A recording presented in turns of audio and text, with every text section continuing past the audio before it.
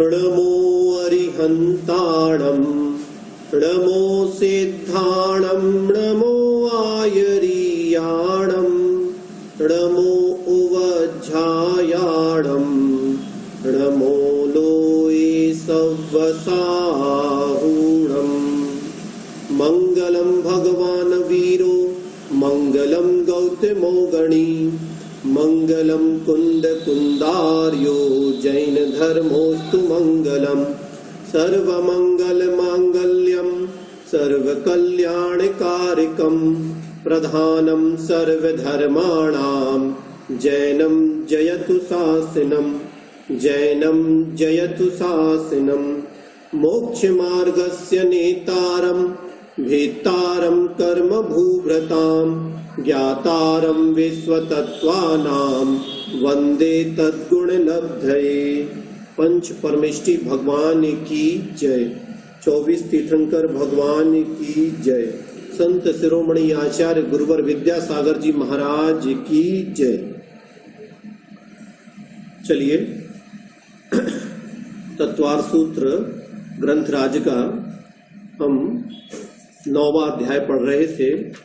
9वें अध्याय में संवर और निर्जरा तत्व का वर्णन किया गया है। हमने संवर तत्व का लक्षण पढ़ा था। फिर उसके बाद संवर के जो 7 कारण बताए थे, गुप्ति, समिति, धर्म, अनुप्रेक्षा, परिसहजय, चारित्र और साथ में तप, इन 7 माध्यमों से हम कर्मों का संवर करते हैं। क्रम से उन 7 की परिभाषा और उनके जो भेद हैं उनका वर्णन चल रहा था। गुप्ति मन वचन काय जिसके 3 भेद हैं, ऐसे मन वचन काय को संसार की अभिलाषाओं में जाने से रोकना, उसे कहा गया है गुप्ति। फिर हमने 5 समिति पढ़ी थी, क्रिया, भाषा, ऐषणा, आदान, निक्षेपण और उत्सर्ग। फिर इसके बाद हमने 10 धर्म पढ़े थे कि उत्तम क्षमा, उत्तम मार्दव आदि जो धर्म बताए गए हैं, उन धर्मों के पालन करने से हम क्या करते हैं, संवर करते हैं। अभी प्रश्न आया था कि इन धर्मों के आगे में उत्तम शब्द क्यों लगा हुआ है। इसलिए लगा है कि हम उत्तम क्षमा की बात करते हैं, सामान्य क्षमा की बात नहीं। क्योंकि बहुत से लोग लोभ में आकर के डर के कारण भी क्षमा कर देते हैं, लेकिन वो क्षमा नहीं कही जाती। हम उत्तम क्षमा की बात करते हैं। तो हर चीज यहाँ पर हमारी उत्तम है ना। तो यहाँ पर इसलिए उत्कृष्टता बताने के लिए यहाँ पर उत्तम शब्द सभी के आगे लगाना है। उत्तम क्षमा, उत्तम मार्दव, उत्तम आर्जव इत्यादि। फिर इसके बाद हमने 12 अनुप्रेक्षाएं पढ़ी थी। 12 भावनाओं का चिंतन हमें करना चाहिए। तो इसके बाद हमने 22 प्रकार के जो परिसह होते हैं, परिसह मतलब होता है कि किसी प्रकार की कष्ट आ जाना अचानक। तो अचानक आए हुए कष्टों को समता पूर्वक सहन करना, किस लिए, कर्मों की निर्जरा के लिए और संवर के लिए, उसे कहा गया है परिसह। तो इन 22 प्रकार के परिसहों का हमने स्वरूप पढ़ा था। क्षुधा, पिपासा, शीत, उष्ण, दंशमशक, फिर नागन्य, अरति, स्त्री, चर्या, निषद्या, सय्या, आक्रोश, वध, याचना, लाभ, आलाभ, और फिर उसके बाद में रोग, तृण स्पर, मल सत्कार पुरस्कार, और प्रज्ञा, अज्ञान और दर्शन। तो ये हमने 22 प्रकार के परिसहों का हमने सबका स्वरूप समझा था। फिर उसके बाद आया था कि कौन से परिसह किस गुण स्थान तक के मुदिराजों को होते हैं, कहाँ तक हो सकते हैं। तो हमने 10वें सूत्र में देखिए, 10वां सूत्र देख लीजिए फिर से। सूक्ष्म संप्राय छदमस्त वीतराग्यों चतुर्दश, अर्थात सूक्ष्म संप्राय और छदमस्त वीतराग जो लिखा है, छदमस्त वीतराग, इसके 2 गुण स्थान बताए जाते हैं। उपशांत मोह नामक 11वां गुण स्थान और क्षीण मोह नामक 12वां गुण स्थान। अर्थात 10वें है ना, और 11वें और 12वें गुण स्थान में, इन तीनों गुण स्थानों में 14 परिसह होते हैं। तीनों गुण स्थानों में 14 परिसह होंगे, तो बाकी के नहीं होंगे वहां पर। ठीक है। फिर उसके और ऊपर चलते हैं तो अगले सूत्र में लिखा है एकादश जिने। एकादश मतलब 11, जिने मतलब जिनेंद्र देव के, केवली भगवान के 11 परिसर होते हैं। तो केवली भगवान के 11, फिर थोड़े से बढ़े तो 10वें, 11वें और 12वें में 14, और नीचे के गुण स्थानों में कितने होंगे? तो 6वें से लेकर के 9वें गुण स्थान तक में बादर सांप्राय सर्वे, अर्थात बादर सांप्राय अर्थात जहां तक स्थूल कसाय उदय में रहती है, अर्थात 9वें गुण स्थान तक, तो 6वें, 7वें, 8वें और 9वें, इन चारों गुण स्थानों में 22 परिसर, पूरे परिसर होते हैं। ठीक है, धीरे धीरे कम होते जाते हैं। तो 6वें से 9वें गुण स्थान तक के मुनिराजों को 22 परिसर होते हैं। फिर 10वें, 11वें और 12वें में बहुत सारे, उसमें से कितने 8 परिसर कम हो जाते हैं। ठीक है, 8 परिसर कम हो जाएंगे तो 14 परिसर होंगे, और फिर उसमें से 3 और कम हो जाएंगे तो सिर्फ 11 परिसर केवली भगवान को होते हैं। केवली भगवान को कोई परिसर नहीं होता, चूंकि वहां पर वेदनी कर्म का अविनाश नहीं हुआ है, तो वेदनी कर्म का सद्भाव है, इसलिए उनके परिसर कहे जाते हैं, होते नहीं है। इस प्रकार से लगाइएगा। फिर आइए अब इसके बता रहे हैं कि जो 22 परिसर बताए गए हैं उनमें किस कर्म के उदय से कौन से परिसर होते हैं। कर्मों के उदय से ही ये कष्ट हमारे ऊपर आते हैं, तो किस कर्म का उदय होने पर हमको कौन सा परिसर होता है, मुनिराजों को कौन सा परिसर होता है। तो 13वें सूत्र में महाराज लिख रहे हैं ज्ञानावर्णे प्रज्ञा ज्ञाने, अर्थात ज्ञानावर्णी कर्म के उदय से प्रज्ञा और अज्ञान ऐसे 2 परिसर कहे गए हैं। ठीक है, तो ज्ञानावर्णी कर्म का उदय हमारे 12वें गुण स्थान तक रहता है, 12वें गुण स्थान में उसका अंत होता है, तो इसलिए 12वें गुण स्थान तक ये बताया गया है प्रज्ञा और अज्ञान परिसर। फिर अगले सूत्र में लिखा था दर्शन मोहांतराय योर दर्शना लाभौ, अर्थात दर्शन मोहनी और अंतराय कर्म के उदय से, क्रम से लगा लेंगे, अदर्शन और अलाभ। दर्शन मोहनी कर्म के उदय से अदर्शन, और मोहनी कर्म अंतराय कर्म के उदय से अलाभ, ये 2 परिसर होते हैं। ठीक है, तो दर्शन मोहनी कर्म का उदय कहां तक रहता है? 7वें गुण स्थान तक रहता है दर्शन मोहनी का।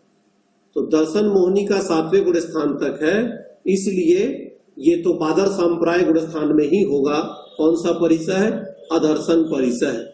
और अलाभ परिसर है अंतराय कर्म का, जो वो है अंतराय कर्म का उदय रहता है 12वें गुण स्थान तक, तो वहां तक अलाभ परिसर हो जाएगा। फिर अगला चले, चारित्र मोहनी कर्म के उदय से कौन कौन से परिसर होते हैं? तो 7 परिसर यहाँ बताए गए। चारित्र मोहे नागन्या रति स्त्री नसद्या क्रोश याचना सत्कार पुरस्काराह। तो यहाँ पर चारित्र मोहनी कर्म के उदय से नग्न्य, नागन्य, अरति, स्त्री, निसद्या, आक्रोश, याचना और सत्कार पुरस्कार, ये 7 परिसर चारित्र मोहनी कर्म के उदय से होते हैं। ठीक है, तो इस प्रकार से यहां हमने ये समझा कि इन कर्मों के उदय से ये परिसर होते हैं। फिर लिखा है वेदनीय शेषा, वेदनी कर्म के उदय से जितने शेष बचे, शेष कितने बचेंगे? शेष 11 बचेंगे। ठीक है ना, तो 11 ये 3 कर्मों के उदय से हो गए, 4 कर्मों के उदय से, 4 भी लगाएंगे तो 3 ही लगाना पड़ेगा, क्योंकि मोहनी कर्म को एक ही ले लीजिए आप। तो दर्शन, ज्ञानावर्णी, अंतराय और मोहनी, इन 3 कर्मों से 11 परिसर होते हैं, और वेदनी केले से 11 परिसर होते हैं। अब आगे बढ़ते हैं, किन्हीं को और कुछ समझना होगा तो फिर मुझसे प्रश्न करिएगा, तो फिर मैं आपको समझा दूंगा इसमें। और चलिए, तो अब हम आगे बढ़ते हैं 17वें सूत्र की ओर। 17वां सूत्र देखें। एकादयो भाज्या युगपदे कस्मिन्नै कोन विंशते।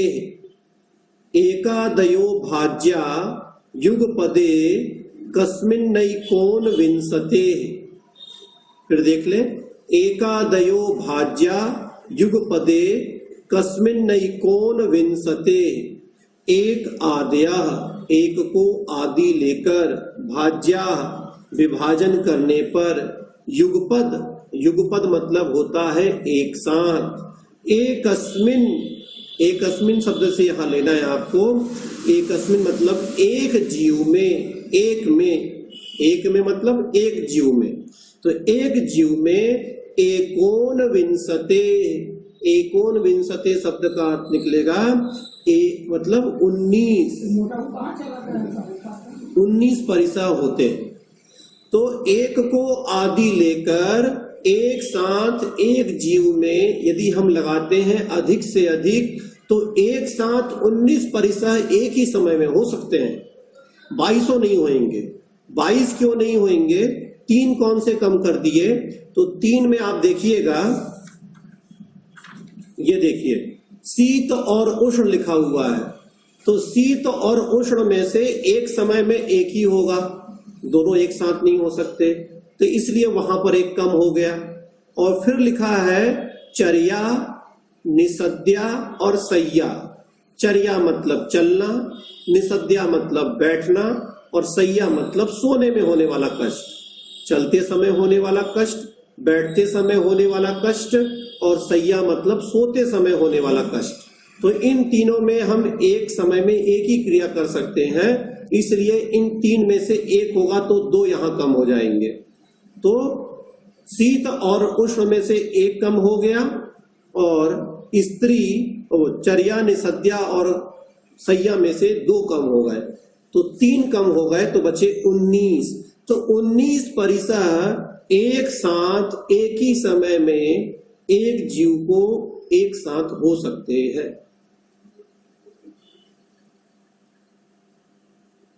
हो सकते हैं, ठीक है। तो एक साथ एक जीव में 19 परिसा, अर्थात आप लगा लेते हैं एक ही समय में आपको भूख की भी वेदना हो सकती है, प्यास की भी हो सकती है, भूख भी लगी रह सकती है, प्यास भी लगी रह सकती है। फिर शीत या उष्ण में से आपको कोई सा भी कष्ट हो सकता है, शीत भी लग रही हो या उष्ण लग रही हो। उस समय आपको मच्छर भी काट सकता है, उस समय आप नग्नता के कारण कोई आपकी निंदा इत्यादि कर रहा है तो नग्नता का भी आपको भावना आ सकती है, आपकी अरति की भावना भी आ सकती है। कोई स्त्री की द्वारा आपके ऊपर उपसर्ग हो रहा है तो वो स्त्री का भी आप परिसर सहन कर सकते हैं। फिर चर्या, निसद्या या सैया में से कोई एक आपका रह सकता है। आक्रोश भी आपको उस समय हो सकता है, कोई आपको कठोर वचन बोल रहा हो, है ना, तो वो हो सकता है। वध, कोई आपको मारपीट भी रहा है उसी समय, तो वो भी हो सकता है।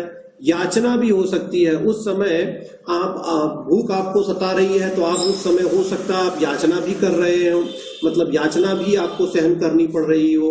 अलाभ, आपको लाभ नहीं मिल रहा है तो आप अलाभ परिसा को भी सहन कर रहे हो।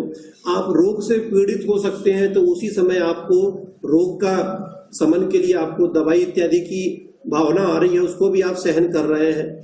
चलते समय हो सकता है चर्या चल रही हो तो आप तृण स्पर्श, आपको नीचे से पत्थर इत्यादि चुभ रहे हो, और मल, आपके शरीर में मल लगा हुआ है, उससे भी आपको जो लोग बोल रहे हैं तो उससे भी आप उसको सहन कर रहे हो सकते हैं। और सत्कार, पुरस्कार, यदि आपका कोई पूछ परख नहीं कर रहा है तो वो भी आपको सहन करना पड़ रहा है। अब बताती प्रज्ञा और अज्ञान एक साथ कैसे है, ठीक है। प्रज्ञा मतलब आप में जो गुण है या आप में जो ज्ञान है उससे आपको घमंड ना हो, घमंड हो रहा हो तो उसको आप सहन कर रहे हैं। तो कुछ जो आप में ज्ञान है उसका आपको घमंड ना हो, उस परिसा को आप सहन कर रहे हैं, है ना। और जो आप में ज्ञान नहीं है तो उसके लिए जो आपके अंदर में अज्ञानता का भाव है उस परिसा को भी आप एक साथ सहन कर रहे हैं।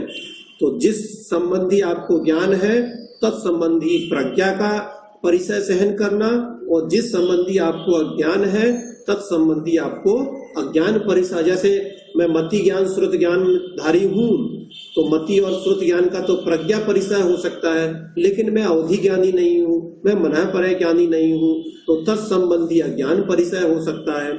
और फिर अदर्शन परिचय।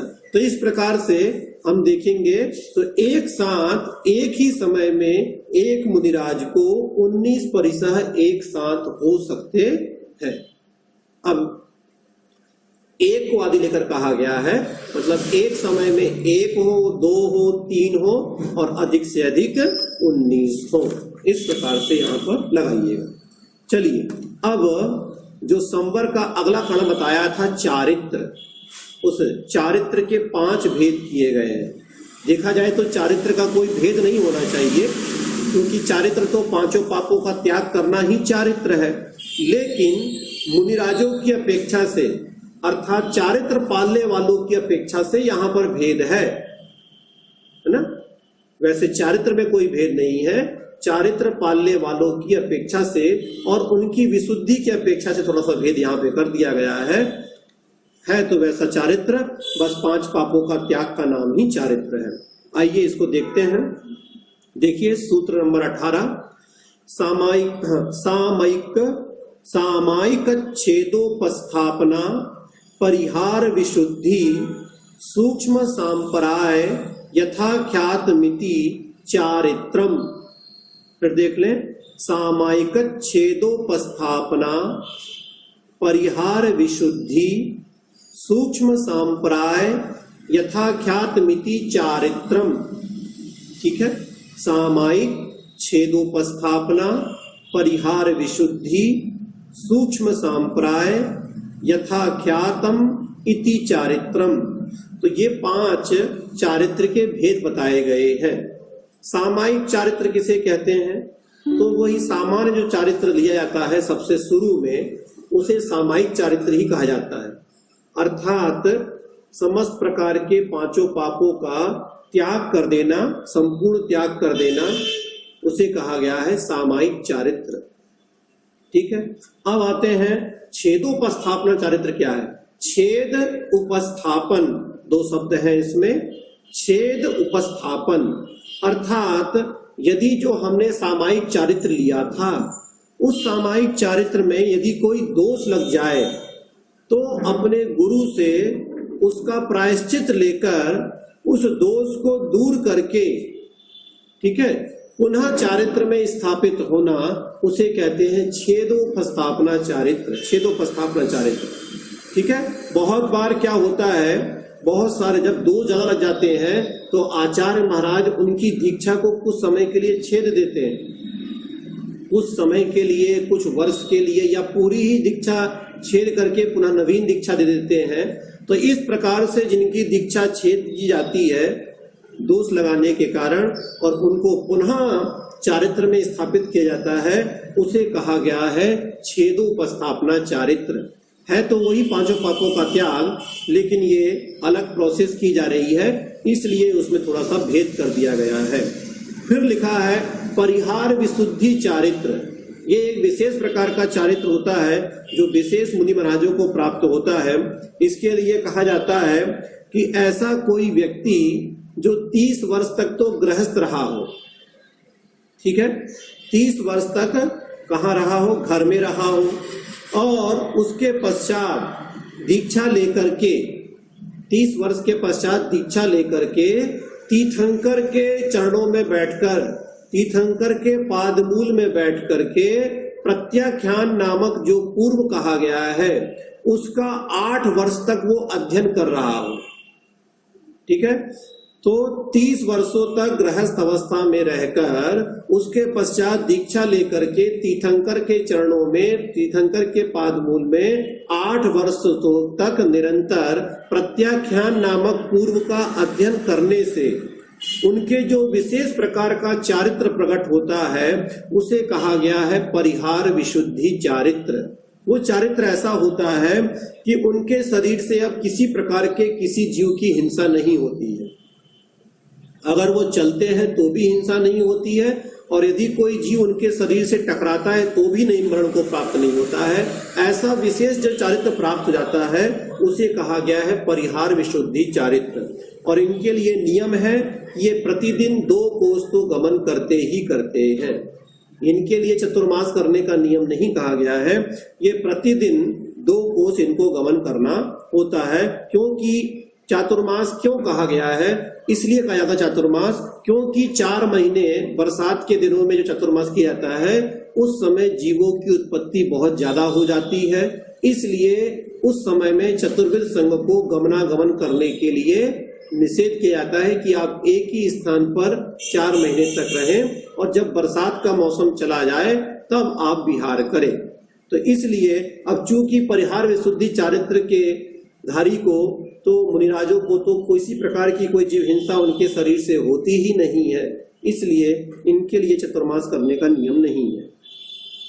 तो ये बस एक विशुद्धि या स्पेशल चारित्र है, इसलिए चारित्र में भेद कर दिए हैं।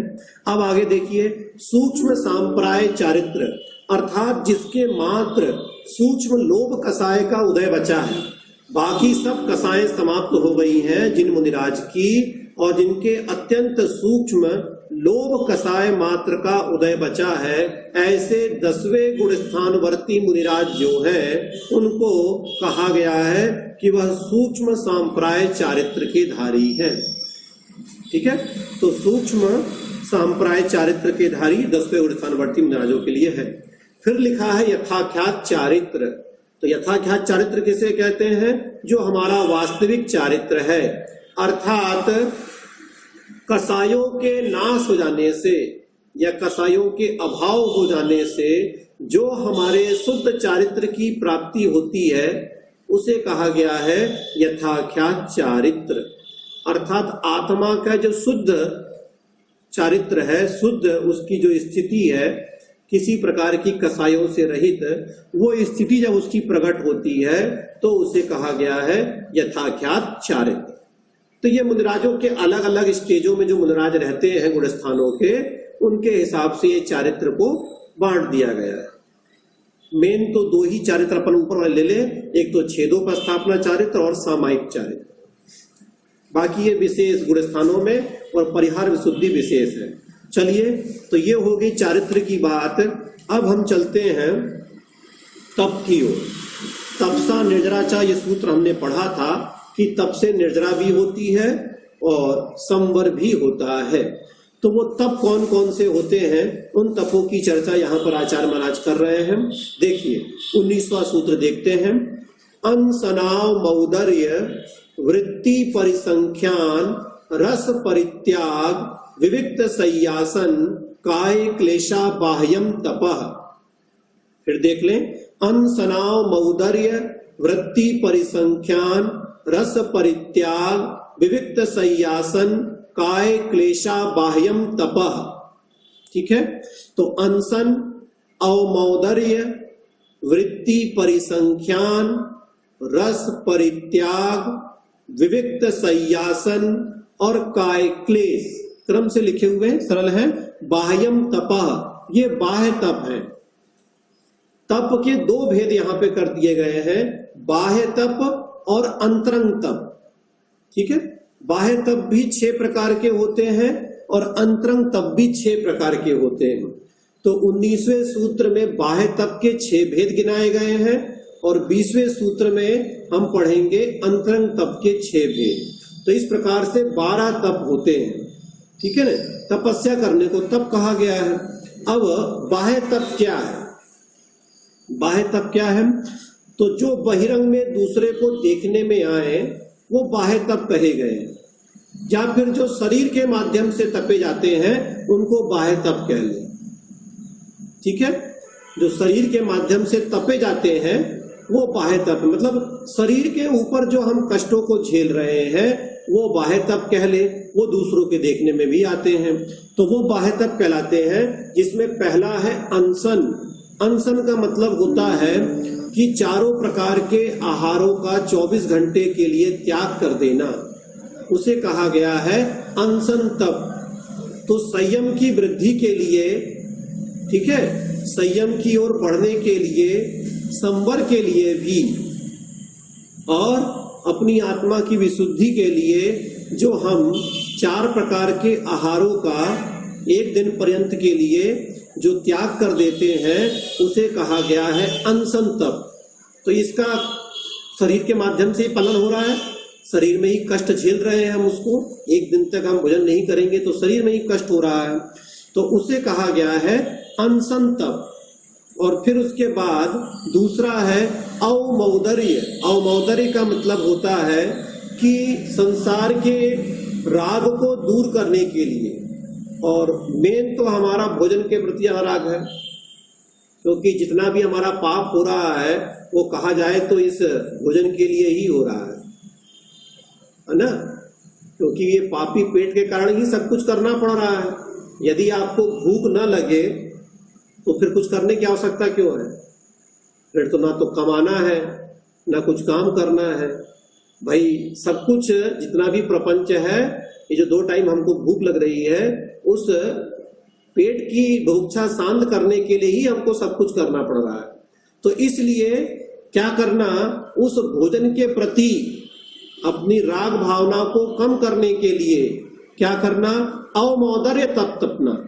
मतलब सामने भोजन आ जाए और आपने क्या किया, आपने सामने पूरी थाली आ गई, उसमें से आपने उनसे 1 ग्रास लिया या 2 ग्रास लिया या 1 रोटी ही ली और आपने ग्रहण किया, और आपकी भूख तो 4-5 रोटी की है, और फिर आपने भोजन को छोड़ दिया, मतलब अब नहीं लेना है हमको। तो इस प्रकार से भूख से कम भोजन ग्रहण करना उसे कहते हैं सामने राग की चीजें उपस्थित होने पर भी, भूख लगी होने पर भी, और सामने बुभुक्षा की सामग्री उपस्थित होने पर भी उसके प्रति अपने राग भाव को कम करने के लिए, घटाने के लिए क्या करना, भूख से कम भोजन ग्रहण करना, उसे कहते हैं अवमौदर्य तप। ठीक है। फिर तीसरा आएगा वृत्ति परिसंख्यान तप, है ना। सब खाने पीने संबंधित इसलिए कह रहे हैं क्योंकि हमारा सबसे अधिक लगाव हमारा शरीर से है, और शरीर की सुरक्षा किससे है, भोजन से, है ना। इसलिए तपस्या शरीर की करना है, शरीर को तपाना है। तो शरीर से तपस्या होती है तो सबसे पहले आप भोजन पानी त्यागोगे तो कष्ट वैसे ही होगा। तो क्या कहा गया है, पहले अनशन करें, फिर अवमौदर्य करें, और ये आगे आगे बढ़ते हुए है, बढ़ते हुए क्रम में है, मतलब अधिक अधिक फल देने वाले हैं आगे आगे। फिर अनशन से अधिक फल अवमौदर्य में है, और उससे अधिक फल वृत्ति परिसंख्यान में है। वृत्ति परिसंख्यान का मतलब ये है कि भोजन की चर्या के लिए जाते समय या भोजन की चर्या करते समय क्या करना, विभिन्न प्रकार के नियम लेना, आंकड़ी लेना। जैसे मुद्राज लेते हैं, मुद्राज नियम लेकर के निकलते हैं कि मुझे इस प्रकार की विधि मिलेगी तभी मैं वहां पर आहार चर्या संपन्न करूंगा। यदि नहीं मिलती है तो वो वापस लौट के आ जाते हैं, लेकिन आहार नहीं लेते। तो उसी प्रकार से विभिन्न प्रकार की, मतलब भोजन की चर्या करते समय विभिन्न प्रकार के अटपटे नियम लेना, उन अटपटे नियमों को लेकर के अपनी भोजन की चर्या को संपन्न करना, उसे कहते हैं वृत्ति परिसंख्यान। ठीक है। तो ये हम श्रावक भी ले सकते हैं, सब चीजें, ऐसा नहीं है कि नहीं ले सकते। तो हमको भी इस प्रकार से लेना चाहिए, नियम लेना। जैसा हम लोग ले सकते हैं, हम मौन पूर्वक भोजन करेंगे, हम 2 सब्जी बनी होगी तो 1 ही सब्जी लेंगे, आज दाल से ही भोजन करेंगे, या फिर ये बना होगा तो नहीं खाएंगे, आज मीठा नहीं, ऐसा कुछ भी आप नियम ले लें तो वो भी आपकी उसके प्रति, भोजन के प्रति आपका राग भाव घटाने में सहयोगी हो सकती है। फिर लिखा गया है रस परित्याग। तो रस का परित्याग करना, 6 प्रकार के रस बताए गए हैं जो भोजन में हम लोग लेते हैं जिससे हमारा भोजन अच्छा लगता है। तो ऐसे 6 प्रकार के जो रस हैं, है ना, घृत, दुग्ध इत्यादि, घी इत्यादि, नमक, शक्कर इत्यादि जो बताए हैं, तो उन 6 प्रकार के रसों को अपने इंद्रियों को दमन करने के लिए, अपने आप को अपने वश में करने के लिए क्या कहा गया है, रसों का त्याग करके भोजन को ग्रहण करना। ये सब किस लिए किया जा रहा है, सब शरीर के ऊपर ही, शरीर को अपने कंट्रोल में और उस भोजन के प्रति राग को कम करने के लिए किया जा रहा है। तो ये सब तपस्या है, तप है ये।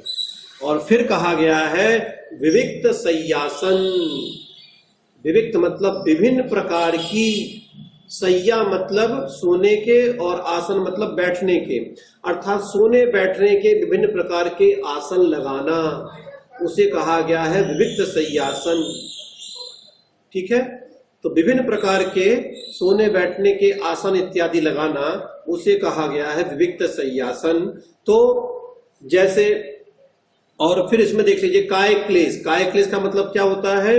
काया को क्लेशित मतलब दुखी करने वाले, तप तपना मतलब क्रियाएं करना जिससे हमारी काया में कष्ट उत्पन्न हो, ऐसे कार्यों को करना और उसे समता पूर्वक सहन करना, उसे कहा जाता है काय क्लेश तप। जैसे मुनिराज लोग प्राय करके क्या करते हैं, ठंडी के दिनों में पर्वत के ऊपर जाकर के तपस्या करते हैं और गर्मी में भी तपस्या करते हैं। आप ठंडी में जितना ऊपर चढ़ोगे उतनी ठंडी ठंडी हवा लगेगी और उसको वो सहन करते हैं। गर्मी में भी ऊपर जितना ऊपर चढ़ेंगे पर्वत इत्यादि में उतना तपता है वो ऊपर, तो उतनी गरम गरम हवा लगेगी। तो उसी प्रकार से तो ठंडी गर्मी कुछ भी हो, वो शरीर को तपाने वाले तो जो तपों को तपते हैं उसे कहा जाता है काय क्लेश। ठीक है, तो इस प्रकार से यहाँ पर ये शरीर को तपाने के लिए और उन भोजन के सामान के प्रति, भोजन की वस्तुओं के प्रति अपने ममत्व भाव को या अपने राग भाव को कम करने के लिए ये 6 प्रकार के बहिरंग तप तपने के लिए कहा गया है। इन 6 प्रकार के बहिरंग तपों को तपना चाहिए। ठीक है, अब हम आगे बढ़ते हैं आभ्यंतर तप के भेदों की ओर। 6 प्रकार के आभ्यंतर तप होते हैं जो हमारे मन के माध्यम से होते हैं, हमारे अंतरंग में होते हैं, उनको कहा जाता है आभ्यंतर तप। ठीक है, जो हमारे मन को वश में करने के लिए होते हैं, जिससे हमारा मन वश में रहता है, उसको कहा गया है आभ्यंतर तप। तो देखिए इन 6 तपों को, प्रायश्चित, विनय, वैयावृत्य, स्वाध्याय, व्युत्सर्ग, ध्यानान्युत्तरम। फिर देख लें, प्रायश्चित, विनय, वैयावृत्य, स्वाध्याय, व्युत्सर्ग, ध्यानान्युत्तरम। फिर देखें एक बार, प्रायश्चित, विनय, वैयावृत्य, स्वाध्याय, व्युत्सर्ग, ध्यानान्युत्तरम। ठीक है, तो यहां पर 6 प्रकार के आपको अंतरंग तप बताए जा रहे हैं।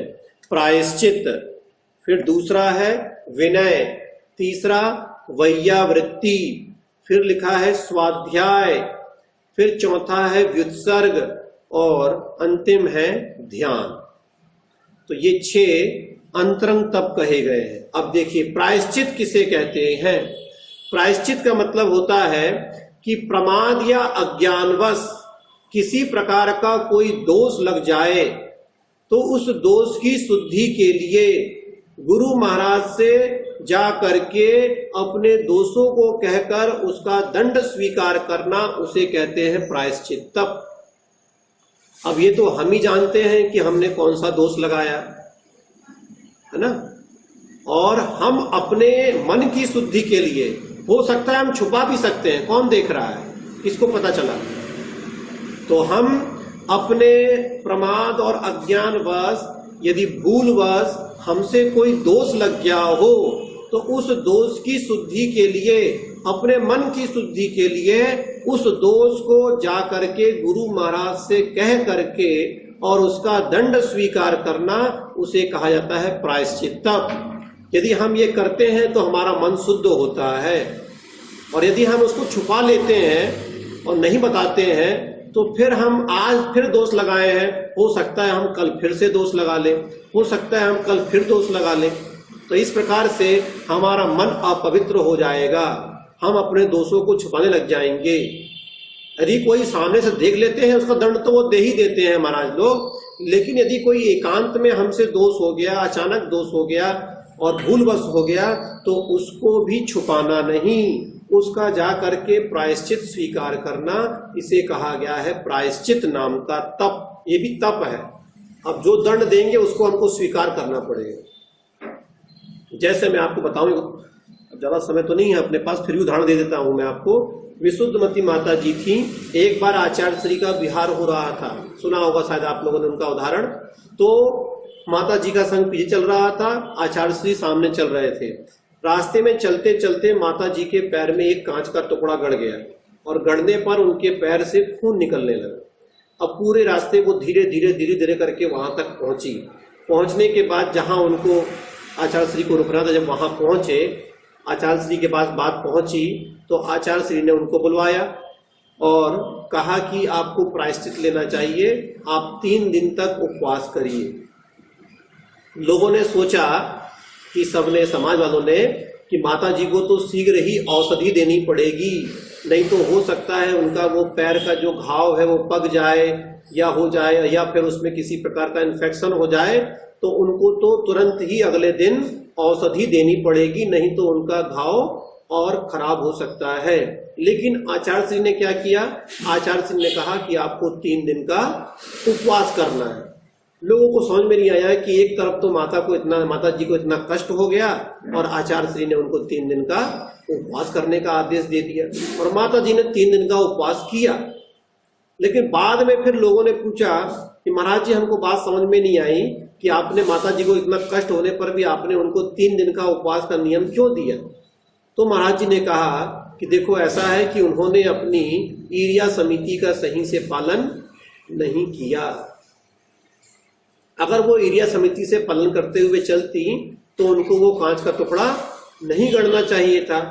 हो सकता है जहां पे उनको कांच का टुकड़ा गड़ गया, हो सकता है वहां कोई जीव रहता और वो जीव मरण को प्राप्त हो जाता, तो इसलिए उनको ये 3 दिन का उपवास करने का प्रायश्चित दिया गया है और उनको इसका पालन करना चाहिए, और उन्होंने किया। तो इस प्रकार से ये प्रायश्चित नाम का तप है जो हमको हमारे गुरु महाराज दें, हमको सहर्ष उसको पालन करना चाहिए। फिर आता है विनय नाम का तप। विनय का मतलब होता है 4 प्रकार की जो हम विनय पढ़ते हैं, है ना, आगे इसमें आएगा भी, सबके तपों के सबके भेद भी इसमें दिए हैं। तो जो विनय है, तो जो हमसे पूज्य है, जो हमें गुरु महाराज इत्यादि है या जो जिनवाणी माता है, उनका यथा योग्य मन से आदर सम्मान करना। जितना हम उनका मन से आदर करेंगे, हमारी तपस्या उतनी आगे बढ़ते जाएगी। ऊपर ऊपर सम्मान नहीं करना है, अंदर से सम्मान आना चाहिए। तो जो हमसे गुणी जन्य है, गुणी, ये भी एक प्रकार की तपस्या है कि हम दूसरे को सामने झुक पा रहे हैं, उनकी अनुनय विनय कर पा रहे हैं, उनको सम्मान दे पा रहे हैं। तो जो हमसे गुणों में अधिक हैं, जो गुणों के धारक हैं, ऐसे पूज्य जनों के प्रति, जिनवाणी माता के प्रति अंदर में सम्मान का भाव होना, आदर का भाव होना, ये भी क्या है? विनय नाम का तप है। तो हम बहुत अधिक विनम्रशील होना चाहिए हमको, प्राय करके तो अपने जो पूज्य जन है उनके प्रति। यदि विनय नाम का हमारे अंदर में गुण है, ये तपस्या हम कर पा रहे हैं, तो ये भी हम तपस्या की श्रेणी में आ रहा है, ये भी हमारा एक तप है। फिर लिखा है वैयावृत्ति। ठीक है, विनय तो हम उनकी कर ही रहे हैं, साथ में उनकी वैयावृत्ति भी करें, सेवा भी करें।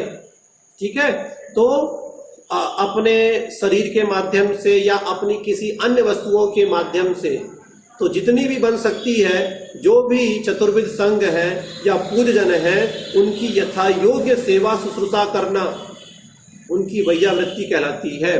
तो ये भी एक प्रकार का तप है।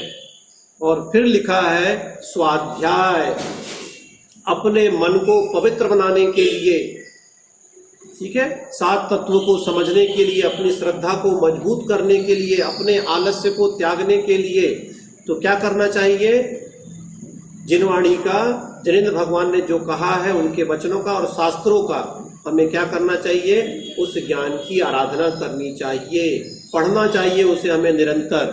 तो उससे क्या होगा? जितना जितना हम स्वाध्याय करते जाएंगे, हमारी भावनाएं, हमारा मन उतनी उतनी मात्रा में पवित्र होता जाता है।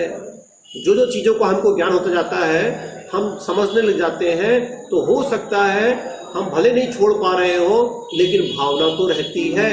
और हो सकता है हम धीरे धीरे पढ़ते रहते हैं, आगे बढ़ते जाते हैं, तो फिर एक दिन हमसे वो चीज छूट जाती है जो हमको नहीं ग्रहण करना चाहिए था।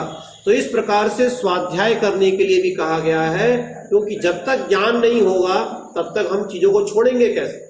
अब हम जानते ही नहीं है कि क्या करना है क्या नहीं करना है, तो बिन जानते दोष गुदन को कैसे तजिए गहिए, मतलब बिना जाने क्या दोष है जिसे छोड़ना है और क्या गुण है जिसे ग्रहण करना है, उसका ज्ञान कैसे होगा। क्या करना है क्या नहीं करना है ये कौन बताएगा, तो ये हमको शास्त्रों के स्वाध्याय करने से ही पता चलता है, उसके बिना नहीं हो सकता। तो शास्त्र स्वाध्याय करना भी एक तप है। फिर लिखा है व्युत्सर्ग।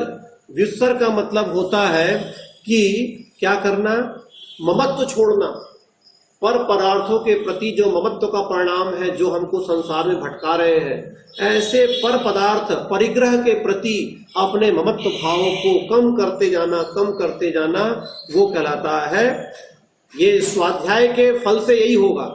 स्वाध्याय का फल क्या है, व्युत्सर्ग समझ लीजिए आप, मतलब पर पदार्थों के प्रति हमारा ममत्व भाव कम होना शुरू हो जाता है, शरीर के प्रति ममत्व भाव कम होना शुरू हो जाता है। जिन चीजों को हम आसपास रखे रहते हैं, परिग्रह जिनका करे रहते हैं, उन चीजों के प्रति हमारा परिग्रह का मतलब ये नहीं सिर्फ रखना, वो तो दूर ही है हमसे। बस एक बार हमारा ममत्व भाव छूट जाए, वो चीज वहीं की वहीं है, लेकिन वो पहले मेरी थी अब मेरी नहीं है। बस इतना ही सा भाव ममत्व भाव है। सामान तो वहीं का वहीं रहेगा, उसमें कोई फर्क नहीं पड़ेगा, लेकिन पहले हमारा उसके प्रति लगाव था, मेरापन का भाव था, और अब क्या हो गया है, मैंने उससे मेरेपन का भाव अलग कर लिया है। अब कोई उसको ले भी जाए तो भी मुझे फर्क नहीं पड़ता। इसे कहते हैं ममत्व भाव का त्याग हो जाना। तो व्युत्सर्ग का मतलब होता है समस्त प्रकार के परिग्रहों से ममत्व का छूट जाना, उसे कहते हैं व्युत्सर्ग नाम का तप। और फिर आता है ध्यान, जो परम तप है समझ लीजिए सबसे। तो ध्यान मतलब होता है चित्त को, अपने चित्त की चंचलता, जो चंचलपना है, उस चंचलता को रोककर, है ना, एक स्थान पर निश्चल बैठ करके किसी एक पदार्थ के ऊपर चिंतन करना, उसे कहते हैं ध्यान। ठीक है, तो ऐसे चिंतन करने को, सब पर पदार्थों से दूर हट करके अपने मन को चंचलता को, अपने मन की चंचलता को रोक करके किसी एक पदार्थ के ऊपर चिंतन करने को ध्यान कहा जाता है, जो हमारे आत्म कल्याण को करने वाला है। तो ऐसे ये 6 प्रकार के आपको आभ्यंतर तप बताए गए।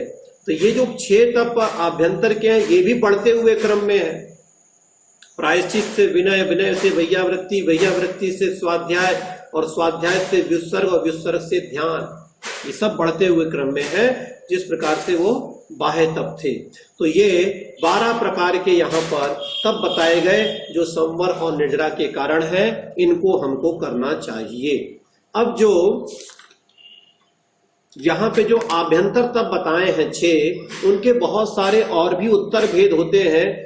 उन्हें भी, क्योंकि तप से ही निर्जरा होती है, आप समझ लीजिए। तो तप हमको तपना ही है, तो तप तपने के लिए जो आभ्यंतर तप है वो भी बहुत अधिक उत्कृष्ट जो है, वो भी बहुत अधिक मेन है। तो उनके यहाँ पर और भी उत्तर भेद है, उनको बता रहे हैं आचार्य यहाँ पर। देखिए 21वां नंबर सूत्र देखिए, 9 14 पंच द्विभेदा यथा क्रमम प्राग ध्यानात्। 9 14 पंच द्विभेदा यथा क्रमम प्राग ध्यानात्, अर्थात प्राग ध्यानात् लिखा है। ध्यान नाम का जो आभ्यंतर तप था, उससे पूर्व, प्राग मतलब पूर्व, ध्यान से पूर्व तक के, अर्थात कौन कौन से, तो व्युत्सर्ग तक लगा दीजिए। तो व्युत्सर्ग तक के ये क्रम से भेद लिखे हैं, अर्थात प्रायश्चित के 9 भेद, विनय के चतु मतलब 4 भेद, वैयावृत्ति के 10 भेद, और स्वाध्याय के पंच मतलब 5 भेद, और व्युत्सर्ग के द्वि मतलब 2 भेद यथाक्रम से लगा लेना चाहिए। ये क्रम से उनके भेद हैं। तो प्रायश्चित के 9 भेद, और विनय के 4 भेद, वैयावृत्ति के वैयावृत्ति के 10 और स्वाध्याय के 5 और व्युत्सर्ग के 2 यथाक्रम से ये लगाने चाहिए। अब इनके क्रम से 5 सूत्रों में इन पांचों के भेदों को समझाया गया है। आइए अब सबसे पहले हम पढ़ते हैं प्रायश्चित तप के 9 भेद कौन से हैं। सिर्फ जाके गुरु के पास कह देने ही प्रायश्चित है, ठीक है, लेकिन वो भी बहुत प्रकार का है, तो उसके यहाँ पे 9 भेद किए गए हैं, उसे देखते हैं। आलोचना प्रतिक्रमण तदुभय विवेक व्युत्सर्ग तपश्चेद परिहारोपस्थापना।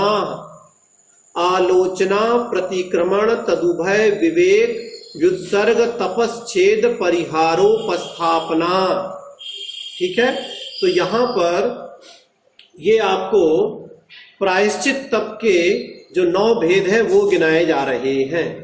पहला है आलोचना, दूसरा है प्रतिक्रमण, तीसरा तदुभय मतलब दोनों के मिश्र अर्थात आलोचना और प्रतिक्रमण एक साथ, फिर चौथा है विवेक, फिर पांचवा है व्युत्सर्ग, फिर छठवा है तप, और फिर छेद, और फिर परिहार, और फिर है उपस्थापन।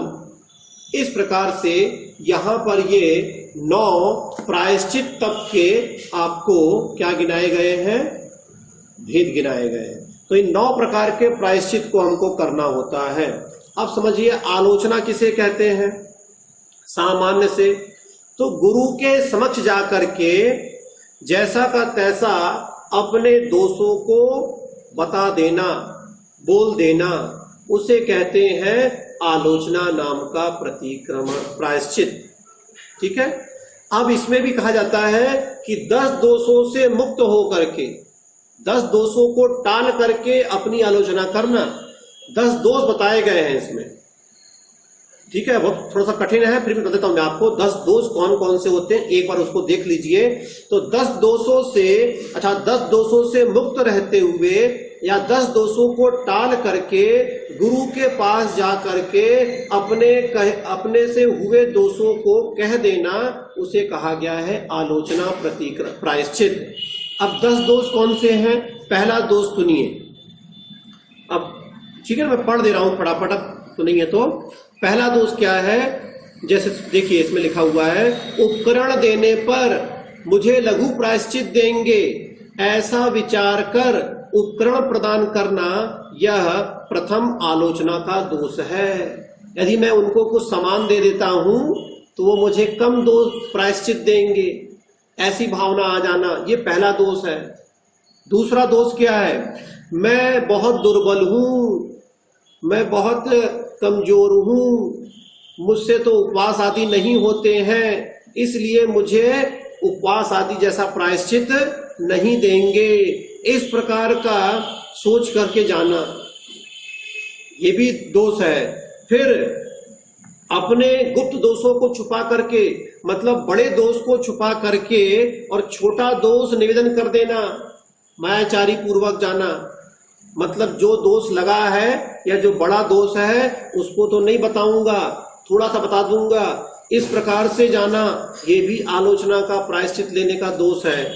फिर अगला लिखा है, क्या नहीं होना चाहिए, और तो आलस्यवश या प्रमादवश अपने अपराधों की जानकारी प्राप्त करने में निरुत्सुक होने पर स्थूल दोष कहना चौथा दोष है। ठीक है, मतलब छोटा दोष नहीं कहना, सूक्ष्म दोष नहीं बताना, मोटा मोटा सा कह देना, उसे कहते हैं ये स्थूल दोष। फिर लिखा है, महादुश्चर प्रायश्चित के भय से बहुत बड़ा प्रायश्चित ना दे दें, महादोष छिपाकर उसके हल्के दोष का ज्ञान कराना, उसे 5वां दोष कहा गया है। फिर लिख रहे हैं कि व्रत में इस प्रकार दोष लगने पर हमें क्या प्रायश्चित करना पड़ेगा, इस विधि से गुरु की उपासना करना। मतलब बता नहीं रहे हैं, पहले पूछ रहे हैं गुरु से कि यदि किसी को ऐसा दोष लग जाए तो उसको क्या प्रायश्चित दिया जाता है, पहले पता कर लेना कि इसका दोष का प्रायश्चित क्या होता है और फिर जाके बोलना। तो ये जो अंदर में भावना आ रही है प्रायश्चित की लेने की, ये सब दोष हैं। फिर लिखा है कि पाक्षिक और चातुर्मासिक आदि क्रिया कर्म के समय बहुत साधुओं द्वारा किए जाने वाले आलोचना जन्य शब्दों से प्रदेश के व्याप्त होने पर पूर्व दोष कहना सातवां दोष है। अर्थात बहुत सारे लोग एक साथ आएंगे प्रायश्चित लेने, तो फटाफट मैं अपना ले लेता हूं जिससे कि ज्यादा दंड ना मिले, जल्दी में निपट जाऊं, तो ये भावना आना ये भी दोष है। फिर लिखा है कि गुरु द्वारा दिया हुआ प्रायश्चित क्या युक्त है, आगम में इसका विधान है कि नहीं है, इस प्रकार की शंका आना और अन्य साधुओं के समक्ष प्रकट करना उसको, ये भी दोष है प्रायश्चित का, कि ये जो प्रायश्चित दिया गया है ये ऐसा विधान दिया है कि नहीं दिया है शास्त्रों में, गुरु ने कहां से दे दिया, कैसे दे दिया, इस प्रकार की बात आना वो भी दोष है। फिर लिखा है किसी प्रयोजनवश अपने समान साधु के समक्ष दोष कहकर प्रायश्चित लेना नौवां दोष है। मतलब अपने समान ही साधु को अपना दोष बता करके उनसे प्रायश्चित ले लिया, ये भी दोष है, वो भी नहीं होना चाहिए। और फिर लिखा है कि इस विधि से लिया हुआ बड़ा से बड़ा प्रायश्चित भी फलदायक नहीं होता, मेरा दोष इसके अपराध के समान है। मतलब किसी मेरा दोष इसके समान है, ये इसको जो प्रायश्चित मिला है वही प्रायश्चित मुझे भी दीजिए, मुझे बड़ा प्रायश्चित नहीं मिलना चाहिए, इस प्रकार का तर्क करना ये भी प्रायश्चित का दोष है। तो ये जो बताए गए प्रायश्चित के 10 दोष, तो इन 10 दोषों से मुक्त रह करके और बिल्कुल निश्चल मन से जाके गुरु महाराज के सामने आपने जो दोष लगाया है उसे कह देना और जो वो दंड दे उसको सहर्ष स्वीकार करना, उसे कहा गया है प्रायश्चित। और इसमें यह है आलोचना नाम का प्रायश्चित। आया समझ में? तो इस प्रकार से आलोचना प्रायश्चित है। फिर आएंगे हम प्रतिक्रमण में। प्रतिक्रमण किसे कहते हैं? उसमें तो सिर्फ आलोचना की, इसमें क्या करेंगे? आलोचना के साथ साथ में मेरा दोष मिथ्या हो, मैंने बहुत बड़ा मतलब साथ साथ में उस अपने द्वारा किए गए दोष की निंदा स्वयं करना जाकर के, तो उसकी साथ में गुरु के सामने उसकी निंदा भी करना और दोषों को भी कहना, उसे प्रतिक्रमण नाम का प्रायश्चित बताया गया है। और फिर जब दोनों एक साथ करते हैं, है ना, मतलब इसमें निंदा करना कह दिया गया है, और फिर आलोचना और प्रतिक्रमण दोनों एक साथ होंगे, तब वहां पर आलोचना और प्रतिक्रमण नाम का प्रायश्चित कहा गया है। फिर उसके बाद में जो अगला कहा गया है वह है विवेक। विवेक का मतलब क्या है? अर्थात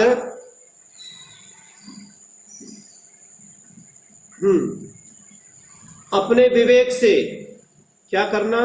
जो सदोष आहार है तथा, जैसे इसमें लिखा है, सदोष आहार तथा उपकरणों का नियमित समय तक त्याग करना। मतलब स्वयं मैंने ये दोष लगाया और गुरु महाराज इत्यादि नहीं है, तो अपने विवेक से हमने क्या किया? मैंने दोष लगाया है तो मैं इतने समय तक इस चीज का सेवन नहीं करूंगा, मैं ये छोड़ता हूं, मैं ये त्यागता हूं। तो इस प्रकार का ले लेना नियम, उसे कहते हैं विवेक प्रायश्चित। और फिर व्युत्सर्ग, कुछ समय के लिए कायोत्सर्ग करना। मुझसे दोष लग गया है तो मैं एक जाप दूंगा, एक माला दूंगा, इस प्रकार से नियम ले लेना, उसे कहा जाता है व्युत्सर्ग प्रायश्चित। और तप, 12 प्रकार के तप कहे गए हैं, या जो 6 प्रकार के तप बताए गए हैं बहिरंग, उनको तपना, उपवास आदि ले लेना, उसे कहा गया है तप प्रायश्चित। छेद प्रायश्चित क्या है?